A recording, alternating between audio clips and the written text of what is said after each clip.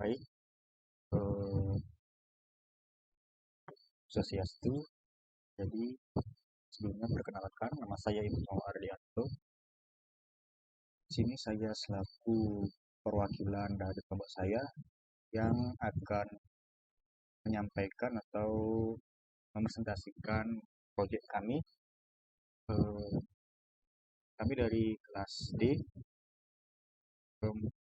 Pada UAS ini kelompok kami membuat suatu proyek di mana menggunakan aplikasi Figma.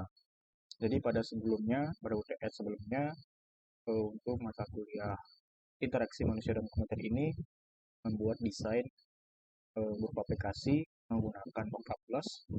Jadi pada UAS kali ini menggunakan Figma. Jadi sebelum masuk ke materi, aplikasi Figma itu sebuah aplikasi di mana aplikasi Figma itu mempunyai tools yang wajib dikuasai oleh para penggunanya. Karena Figma adalah sebuah aplikasi yang kini sangat terbaik untuk para desainer yang bisa mengkolaborasikan desain-desain secara bersamaan dengan anggota-anggotanya. Dan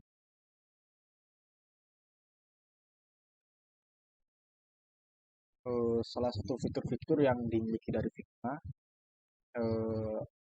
paling ditonjolkan yaitu dengan memiliki tools yang sangat mudah untuk digunakan seperti tools vektor. Kemudian juga ada tools yang memudahkan dalam pembuatan prototype. Jadi pada kesempatan kali ini mahasiswa diminta untuk membuat suatu aplikasi prototype. Nah,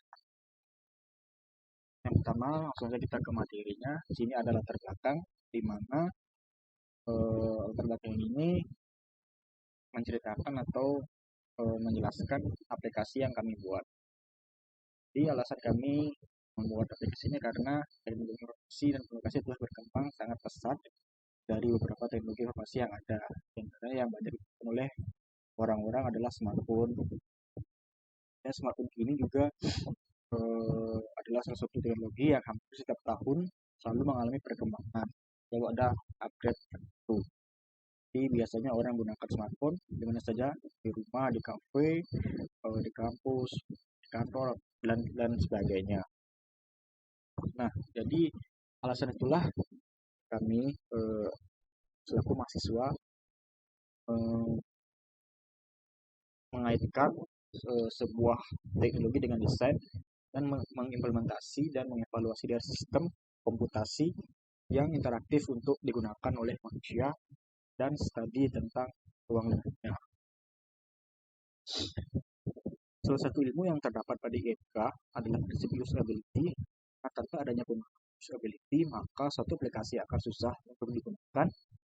Kemudian untuk memahami uraian di atas, maka penulis akan menjelaskan atau menganalisa aplikasi DA Shop dengan menggunakan prinsip usability. Di sini juga kami mempunyai tujuan membuat proyek ini, yaitu proyek DA Shop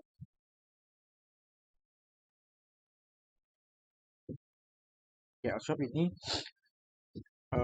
agar pengguna terhadap aplikasi dalam pengaplikasian fitur kekonsistenan yang digunakan agar menciptakan kemudahan dalam penggunaannya.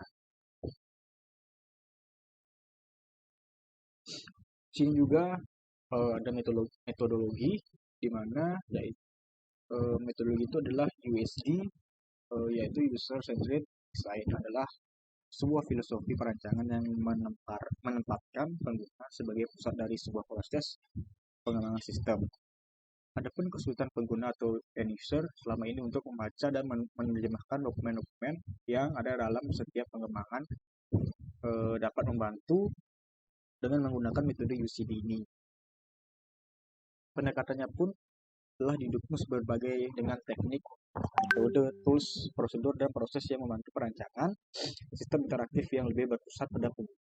Nah, pada metode UCD, pengguna berada dalam level of design substitution yang dari semua antar muka grafis yang digunakan berserta konten-konten dari kios informasi.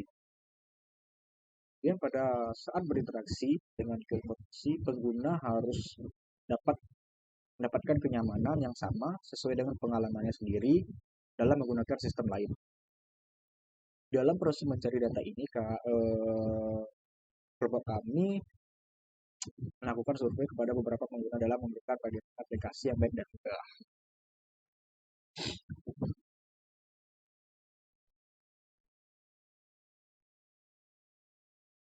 Oke.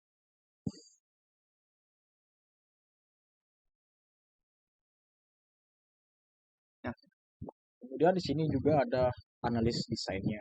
Yang pertama adalah target pengguna, di mana pada target pengguna ini mengharapkan pemakaian oleh user atau pengguna dari aplikasi DA Shop ini dapat dibuat dan dikembangkan aplikasi melalui penambahan fitur-fitur yang belum tentu dirasa masih kurang dan fitur yang sudah ada seperti kekonsistenan fitur dan bahasa-bahasa dan lain-lain yang menjadi untuk meningkatkan pemakaian oleh para user atau pengguna terhadap aplikasi DAA Shop jadi lebih baik dan lebih bagus ke depannya. Yang kedua adalah batasan produk, di mana batasan produk ini menggunakan prototipe dari pengerjaan sistem informasi yang dipersempit. Yang pertama adalah sistem hanya memberikan gambaran prototipe produk untuk menambahkan kelebihan dari segi user experience-nya.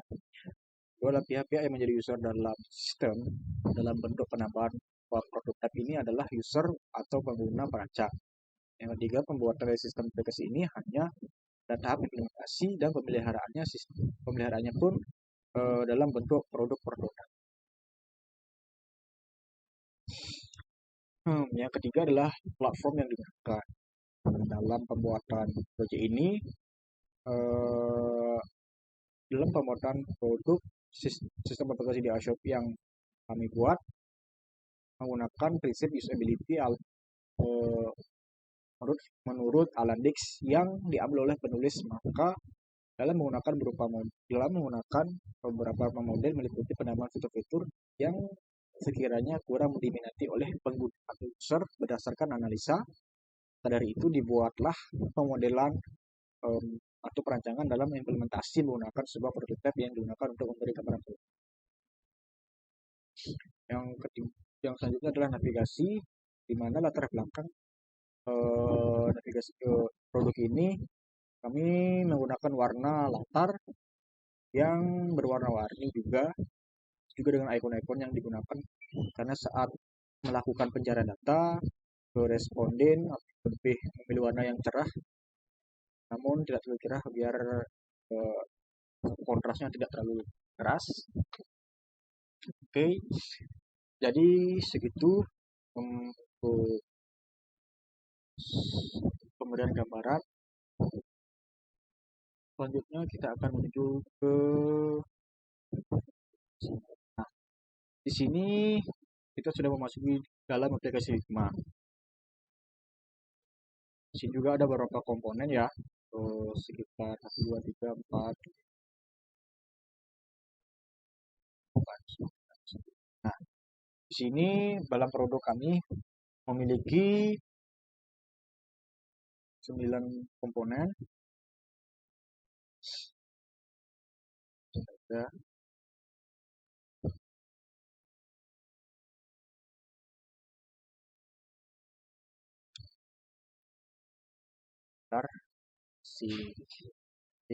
Nah, jadi pada tampilan ini adalah tampilan awal atau tampilan home dari aplikasi DAA Shop, di mana aplikasi DAA Shop ini merupakan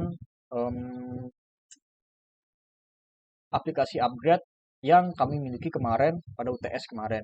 Jadi UTS kemarin itu kami membuat hal yang sama, pembuatan aplikasi berjualan online, tetapi dengan misalkan atau em, dagang yang berbeda atau misalkan cabang, nah misalkan cabang, karena kemarin eh, kami menjualan online, sekarang juga menjualan online, tapi kemarin hanya satu item. Nah, jadi ini adalah em, tampilan awal di mana ketika user membuka aplikasi DA Shop ini, maka akan diarahkan ke tampilan seperti ini. Sini ada dua pilihan, di mana yang pertama adalah login dan sign up. Sini di bawah juga ada taskbar seperti aplikasi shop yang lainnya. Oke, langsung saja kita ke login. Nah, setelah kita melakukan login, maka akan diarahkan ke menu yang kedua atau tampilan kedua di mana user akan memasukkan username dan passwordnya. Sini juga user bisa bisa melakukan atau kembali ke arah home atau tampilan awalnya. Yaitu, nah jika user sudah memasukkan username dan passwordnya, user dapat melakukan login. Jika user sudah melakukan login, user akan diarahkan ke tampilan pemilihan item-item. Nah, di sini pada DA Shop ini, DA Shop memasukkan atau menjual beberapa item. Karena kemarin kelompok kami hanya mengisi satu item, jadi untuk kali ini DA Shop memiliki beberapa item di mana ada item sepatu, tas, jam, kacamata, dan baju. Nah, ini juga adalah merupakan tampilan-tampilan jika sudah memasuki login. Di sini juga ada pemilihan untuk pria dan wanita. Nah, di sini ada versi bajunya.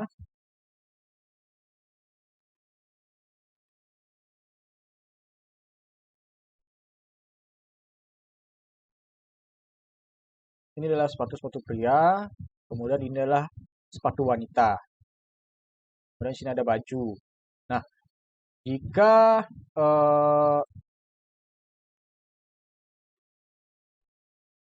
jika user akan atau ingin membeli item-item tersebut, misalkan user ingin membeli sepatu yang warna merah ini dengan harga 750.000. Ini, maka eh, silakan user mengklik item ini, kemudian akan diarahkan ke sini, ke informasi lebih lanjut atau tentang kualitas atau harga-harga yang jelas. Nah, sini juga kelihatannya untuk keterangan sepatu ini memiliki kualitas yang terjangkau. Nah, jika user sudah yakin ingin membeli, maka user mengklik tombol ini, add to cart. Nah, di sini maka akan diarahkan untuk pembeliannya. Sudah ada.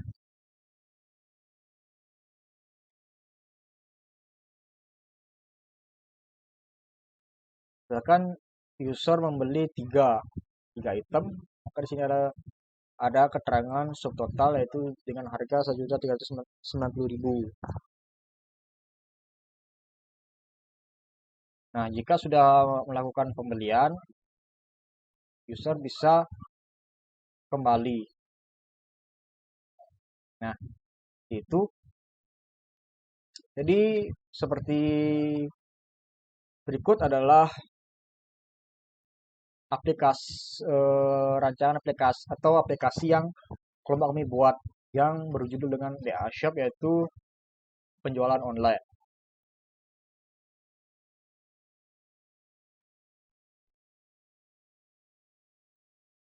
Oke, mungkin segitu suatu gambaran atau suatu